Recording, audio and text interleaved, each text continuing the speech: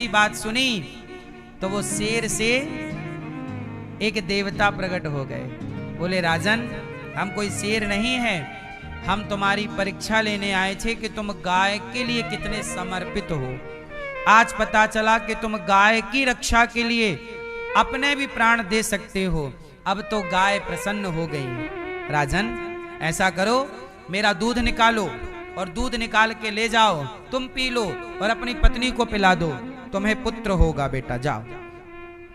अब राजा दिलीप बोले कि नहीं, पहले दूध मैं नहीं पीऊंगा, पहले दूध पर इस बछड़े का अधिकार है, तो पहले इसको पी लेने दीजिए, इसको पीने के बाद जो बच जाएगा मैं। तब गाय प्रसन्न हो गई। वाह राजन, हमने तुम्हारी खूब परीक्षा ली, सब तरह से तुम सफल हो जाओ, हम तुम्हें ऐसा पुत्र देंगे कि जिससे तुम्हारी इस वंश परंपरा का युगों युगों तक नाम रहेगा। तो गौ माता की कृपा से राजा दिलीप को जो पुत्र हुआ, उसी पुत्र का नाम हुआ है रघु, जिनके नाम से रघुवंश चला, रघुकुल रीत सदा चली आई, प्राण जाए पर। ये रघुकुल रीत, ये जो रघु हैं, ये गौ माता की कृपा से मिले पुत्र हैं। इसलिए गाय की सेवा करने से आपकी वंश की वृद्धि भी होती है। किसकी वृद्धि होती है? वंश की। अब हमारे ऋषि मुनियों की एक परंपरा और है, लेकिन जब हम ये बात कहते हैं तो आज के लोग मजाक उड़ाते हैं, हंसते हैं। बड़े टीवी चैनल वाले, न्यूज वाले बिल्ली की पट्टी की तो कॉफी पिएंगे, पर गाय के संबंध में यदि हम कोई बात कहते हैं तो लोग हमारा मजाक उड़ाते हैं। भले मजाक भले उड़ाएं, पर हम आपको एक बात बताएंगे, हमारे ऋषि परंपरा में एक चीज और है। आपको पता है राम जी वनवास गए, तो राम जी के भैया भरत जी 14 साल क्या खाए, कौन बताएगा? और ये लिखा हुआ है पुराणों में, शास्त्रों में, हम मन से कुछ नहीं बोल रहे हैं। 14 साल भरत जी क्या खाए पता है आपको? बोलो क्या? भरत जी ने गौ माता के गौमूत्र में जौ पका के, जौ का दलिया, किसका दलिया? जौ का दलिया पक रहा है, पर किस में पक रहा है? गौमूत्र में। 14 साल तक भरत जी ने गौमूत्र में पकाकर जौ का दलिया खाया है। ये किसने खाया है? भैया राम के भैया भरत जी। अब ये बातें जब हम कहते हैं लोग हंसते हैं, अरे क्या बोल रहे हो।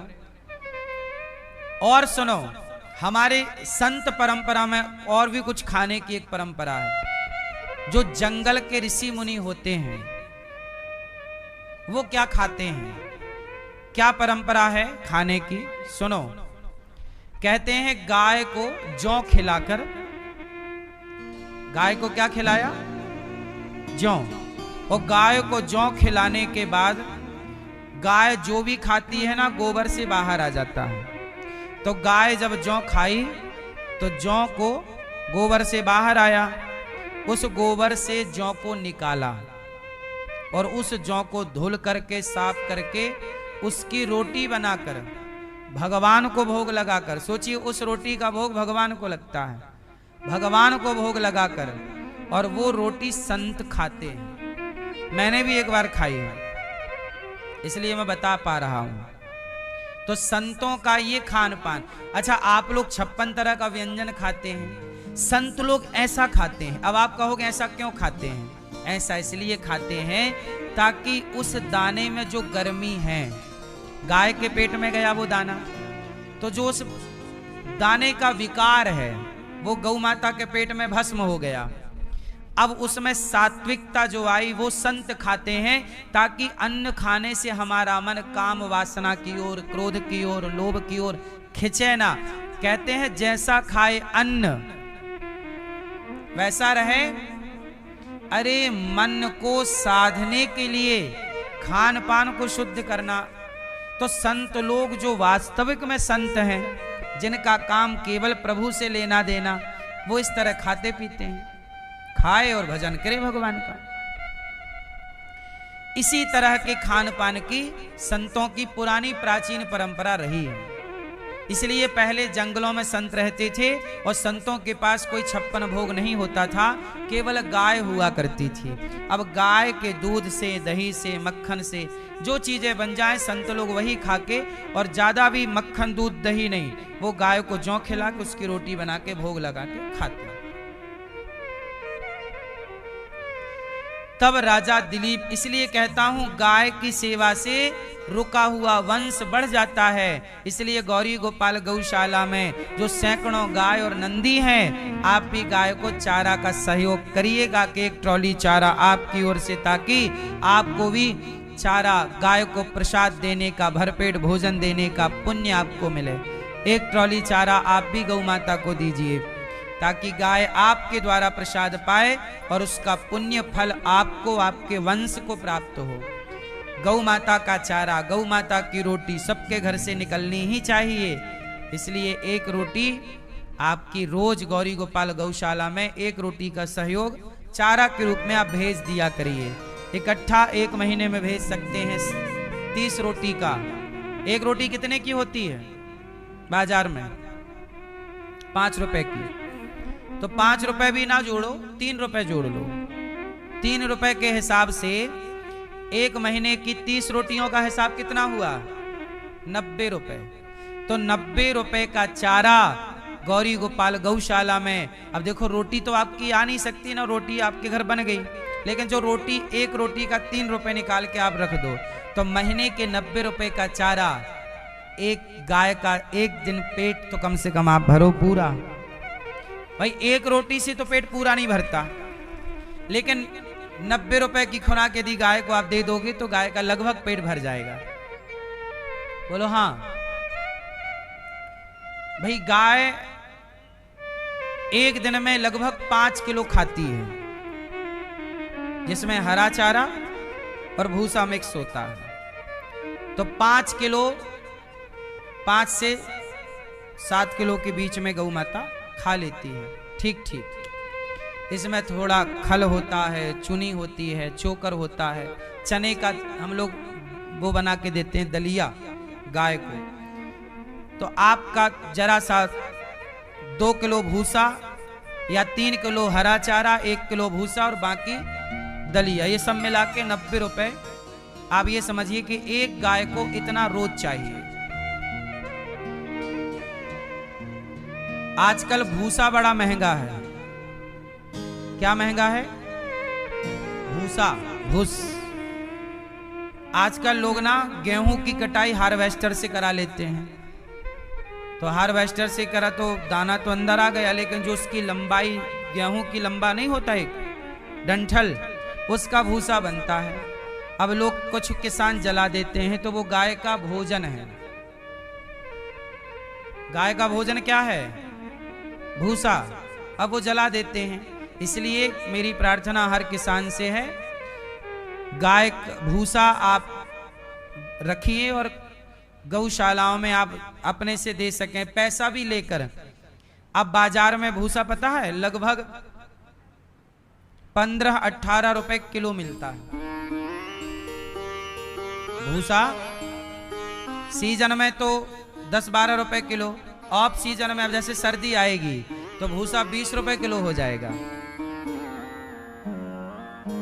और व्यापारी लोग उसमें भी ना मिट्टी और कंकड़ पत्थर मिला देते हैं वजन बढ़ाने के लिए। हम लोग जब भूसा खरीदते हैं ट्रॉलियों में, एक ट्रॉली भूसा, उसमें बहुत सारे पत्थर मिलते हैं हम लोगों को, बड़े बड़े पत्थर, आधा किलो का, 250-250 ग्राम का, ऐसे मिल जाता है। तो वजन, आजकल हर जगह मिलावट है ना मेरी माँ।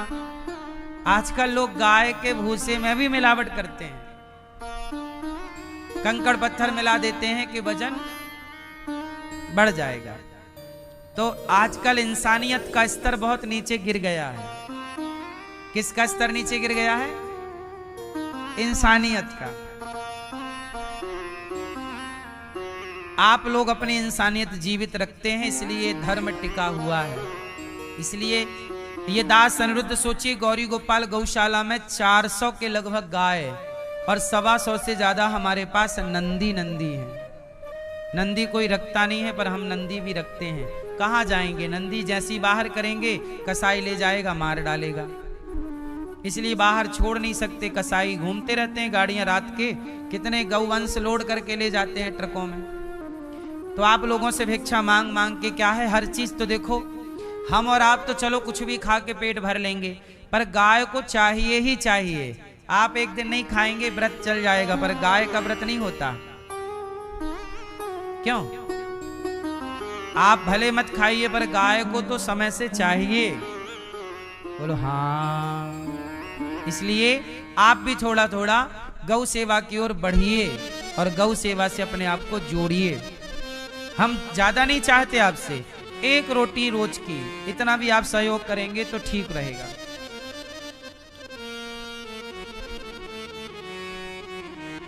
अब राजा दिलीप के संतान हुई और गौ सेवा से समाज को मैसेज मिला कि गौ सेवा करते से आप जब गाय की सेवा करेंगे तो निश्चित वंश की वृद्धि होती है, पुत्र पौत्र आदि सुखी रहते हैं। एक बार क्या हुआ, 88,000 ऋषियों के बीच में सूत जी आए। शौनक आदि ऋषियों ने सूत जी से कहा कि हमें कथा सुनाइए, भक्ति ज्ञान विरागाप्तो विवेको वर्धते महान। ऐसी कथा सुनाइए जिससे भक्ति की वृद्धि हो, ज्ञान की वृद्धि हो। ठीक है, देवताओं को भी दुर्लभ कथा। एक बार देवर्षि नारद जी एक बार सनकादियों के सुखदेव जी परीक्षित जी को भागवत सुना रहे थे कि वहां पर देवता आए और देवताओं ने कहा, सुखदेव जी कथा हमें सुना दीजिए। कहा सुखदेव जी ने कि आपको हम कथा नहीं सुना सकते, आप देवता हैं, आप इस भागवत के अधिकारी नहीं हैं। ये जो भागवत आप लोग सुन रहे हैं ना, भागवत सुनने के सब लोग अधिकारी नहीं होते। कुछ ज्ञान ऐसा है जिस ज्ञान के सब लोग अधिकारी नहीं होते। क्यों? आप लोग सवाल पूछ रहा हूं, बताओ। सारा ज्ञान के अधिकारी सब लोग होते हैं? सवाल जोर से। अधिकारी सब लोग हैं? बोलो। अब आप कहोगे कि नहीं, ज्ञान के अधिकारी तो सब हैं, पर समझिए ना, सब चीज के, सबके ज्ञान का मतलब सब प्रकार के ज्ञान के सब लोग अधिकारी नहीं होते। कैसे? जैसे ईरान परमाणु बनाना चाहता है, पर अमेरिका उसे परमाणु बनाने नहीं देता। भाई परमाणु बनाने का भी तो एक ज्ञान है, पर वो ज्ञान अमेरिका उसे हासिल नहीं करने देना चाहता। मतलब कुछ ज्ञान ऐसा है जिस ज्ञान के सब लोग अधिकारी नहीं होते। क्यों? क्योंकि यदि वो ज्ञान पा गए तो उसका मिसयूज कर सकते हैं। क्या कर सकते हैं? मैया क्या कर सकते हैं? मिसयूज कर सकते हैं। अब सुनो, पीछे आवाज आ रही है, मैया विरागाप्तो विवेको वर्धते महान। ऐसी कथा सुनाइए जिससे भक्ति की वृद्धि हो, ज्ञान की वृद्धि हो। ठीक है, देवताओं को भी दुर्लभ कथा। एक बार देवर्षि नारद जी